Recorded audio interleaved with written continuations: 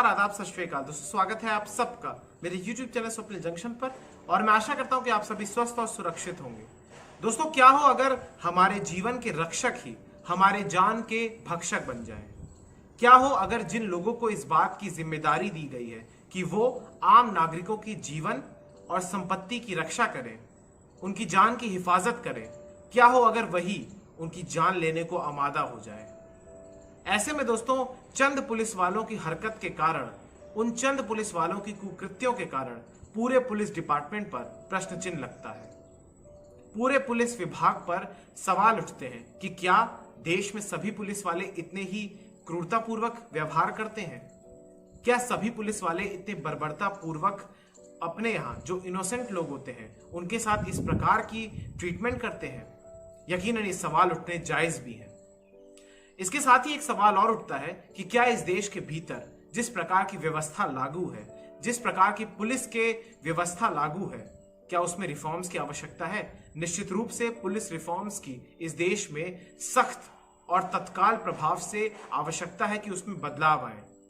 इसी के साथ साथ दोस्तों क्या हो अगर देश की जो पुलिस है अगर वो ही अपने हाथों में कानून को ले ले? क्या हो दोस्तों कि जिनके ऊपर ये दायित्व है कि वो इस देश के भीतर अपराधों को रोकें, इस देश के भीतर जुर्म को रोकें, अपराधियों को रोकें, अगर वो स्वयं ही अपराधी की तरह बर्ताव करें और उनके भीतर उनके द्वारा जिन लोगों को कस्टडी में लिया गया है, जिन लोगों को हिरासत में लिया गया है, अगर उनकी ही पुलिस कस्टडी में ही मौत हो जाए तो क्या इसको केवल आप नेचुरल स्वाभाविक मृत्यु कहेंगे या फिर ये हत्या ही है? आइए इस वीडियो के माध्यम से जानते हैं दोस्तों आज मैं आपको इस वीडियो के माध्यम से ले चलूंगा तमिलनाडु, जहां से एक ऐसी दर्दनाक घटना सामने आई है जिसमें पुलिस का बर्बरता और क्रूरतापूर्वक चेहरा सामने आया है। किस प्रकार से पुलिस इतना जघन्य अपराध कर सकती है। यहां पर मैं पुलिस की बात कर रहा हूं दोस्तों, किसी मुजरिम की नहीं या किसी आरोपित की नहीं, बल्कि उस पुलिस की जिसके जिम्मे ये कर्तव्य होता है, जिसका एक कर्तव्य होता है कि वो अपने जुर्म को रोके। उसने स्वयं इस प्रकार की बर्बरतापूर्वक कुकृत्य किया है। जरा समझिए उन्होंने क्या किया है। दरअसल दोस्तों तमिलनाडु में ट्यूटिकोरिन नाम का एक जिला है जिसको थुथुकुडी भी कहते हैं। ये वहां के स्थानीय नाम है और अंग्रेजों के टाइम से इसको ट्यूटिकोरिन कहा जाता है। दरअसल दोस्तों यहाँ पर एक छोटा सा शहर है या कस्बा आप मान के चलिए, उसका नाम है संथाकुलम।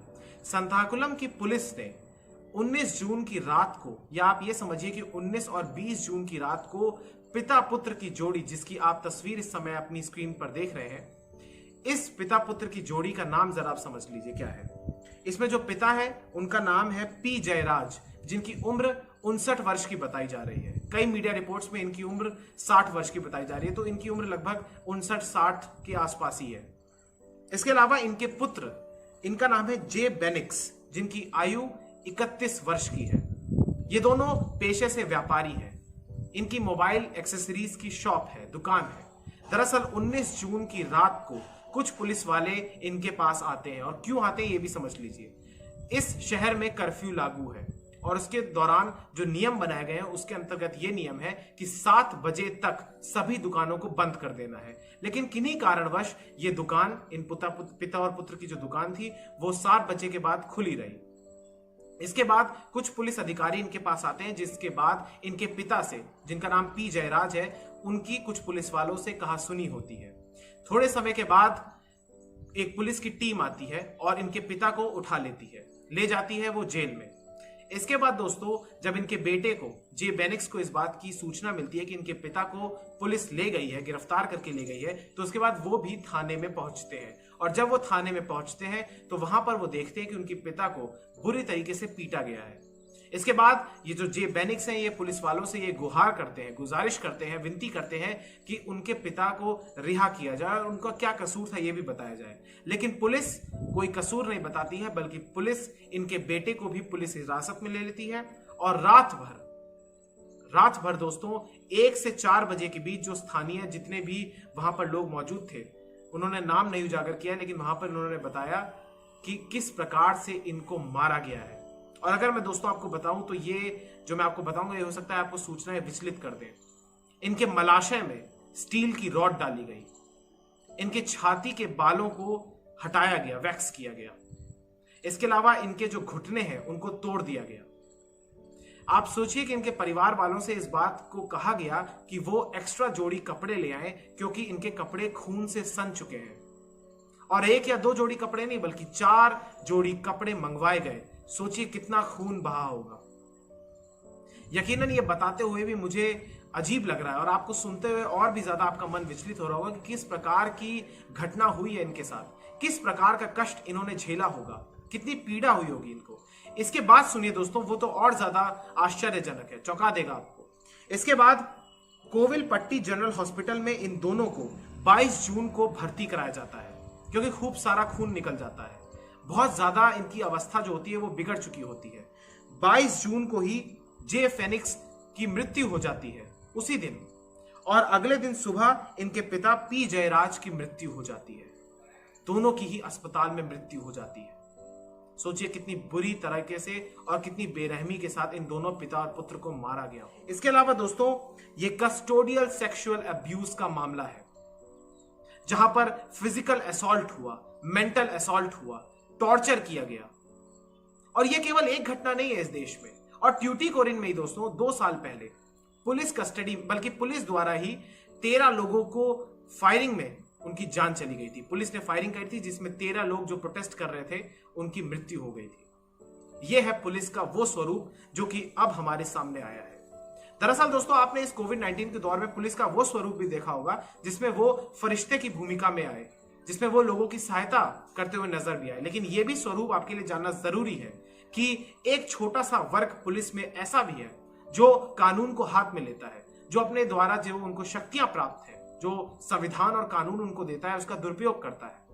दरअसल दोस्तों, एक बात और मैं आपको बताना चाहूंगा कि तमिलनाडु के जो सीएम है, मुख्यमंत्री हैं के पलानीस्वामी, इन्होंने कानूनी कार्रवाई करने का आश्वासन भी दिया है। इसके अलावा 20 लाख रुपए का मुआवजा भी परिवारों को देने का ऐलान किया है। इसके अलावा दोस्तों, परिवार के एक सदस्य को ये सरकारी नौकरी भी देंगे, इसका भी उन्होंने आश्वासन दिया है। इसके साथ ही जो मद्रास हाईकोर्ट है उसकी मदुरई बेंच ने जब इसका सुमोटो लिया, उसके बाद परिजनों ने इनकी डेड बॉडीज को लेने का फैसला किया, वरना ये उनकी डेड बॉडीज को भी नहीं ले रहे थे। इसके अलावा दोस्तों, चाहे अभिनेता हो, चाहे क्रिकेटर्स हो, चाहे राजनेता हो, तमाम लोगों ने, देश के जितने भी बुद्धिजीवी वर्ग के लोग हैं, सभी लोगों ने एक स्वर में इस घटना की निंदा करी है। इसके अलावा पुलिस कस्टडी में जिस प्रकार की मृत्यु हुई उसके खिलाफ, पुलिस के खिलाफ जिन लोगों ने ये कार्रवाई करी है, अंजाम दिया है, उनके खिलाफ सख्त से सख्त कार्रवाई की भी मांग करी है। इस प्रकार की बर्बरतापूर्ण हरकत, कुकृत्य जो हुआ है पुलिस के द्वारा, पुलिस हिरासत में ही, वो किसी भी तौर पर स्वीकार्य नहीं है। ऐसा बर्ताव तो कोई किसी दुश्मन के साथ भी नहीं करता। शायद ऐसा बर्ताव नर्क में भी नहीं होता होगा जिस प्रकार की यातनाएं इन पिता और पुत्र को पुलिस द्वारा इन पर की गई। इसके अलावा दोस्तों, कई रिपोर्ट्स में सामने आया गया है, ये पाया गया है कि इस अपराध में, जो इन्होंने जघन्य अपराध किया है पुलिस वालों ने, इन मासूमों, इन इनोसेंट लोगों की जो हत्या करी है, उसमें 8 टोटल पुलिस वाले हैं, जिनमें से 4 लोग को, जिसमें 2 सब इंस्पेक्टर्स भी हैं, उनको सस्पेंड कर दिया गया है, उनको निलंबित कर दिया है। अब इनके नाम जरा आप जान लीजिए। इनके नाम है inspector Shridhar, sub inspector Balakrishnan और रघु गणेश, और इसके अलावा 5 अन्य पुलिसकर्मी भी हैं जिनके नाम अभी सामने नहीं आए हैं। दोस्तों, ये वो पुलिस वाले हैं, और इनमें से जो ये हैं जिनके नाम है रघु गणेश, इनके ऊपर पहले भी इस बात का आरोप लगाया कि इन्होंने पहले भी पुलिस कस्टडी में कई सारे लोगों के खिलाफ, कई सारे लोगों पर हिंसा की है, उनको बुरी तरीके से टॉर्चर किया है, और इसके बाद माफी मांगने के बाद इनको वापस पुलिस की नौकरी में वापस इनको ड्यूटी पर ज्वाइन करने दिया गया था। सोचिए, इन्होंने दोबारा इस तरीके का कुकृत्य किया है। इसके अलावा दोस्तों, मैं आपको एक और बात बताना चाहूंगा कि दरअसल एक रिपोर्ट सामने आई है जो कि आपके लिए जानना बेहद आवश्यक है। नेशनल कैंपेन अगेंस्ट टॉर्चर की रिपोर्ट के अनुसार देश भर में वर्ष 2019 में तकरीबन 1731 लोगों की मृत्यु हुई है, जिसमें से 1606 लोग कस्टोडियल डेथ में जिनकी मृत्यु हुई है, और 125 लोग वो हैं जिनकी पुलिस कस्टडी में जिनकी मृत्यु हुई है। ये वो लोग हैं, 1731 कुल लोग हैं दोस्तों। अब इनमें से मैं आपको बताना चाहूंगा कि इस रिपोर्ट के अनुसार 125 लोगों की जो मृत्यु हुई है पुलिस कस्टडी में, उनके जरा आप आंकड़े देख लीजिए। उत्तर प्रदेश में 14 लोगों की मृत्यु होती है, तमिलनाडु में 11, पंजाब में 11, बिहार में 10, मध्य प्रदेश में 9, गुजरात में 8, दिल्ली में 7, उड़ीसा में 7, छत्तीसगढ़, महाराष्ट्र, राजस्थान में 5। ये वो आंकड़े हैं जो वर्ष 2019 में पुलिस कस्टडी में 125 लोगों की मृत्यु हुई। इसमें भी दरअसल आप दोस्तों एक चीज और जान लीजिए कि 74% टॉर्चर के कारण मरे हैं लोग, यानी पुलिस ने किस प्रकार से टॉर्चर किया है उनके साथ, उसके कारण 74% लोगों की मृत्यु हुई। इसके अलावा इसमें 4 महिलाएं भी शामिल हैं।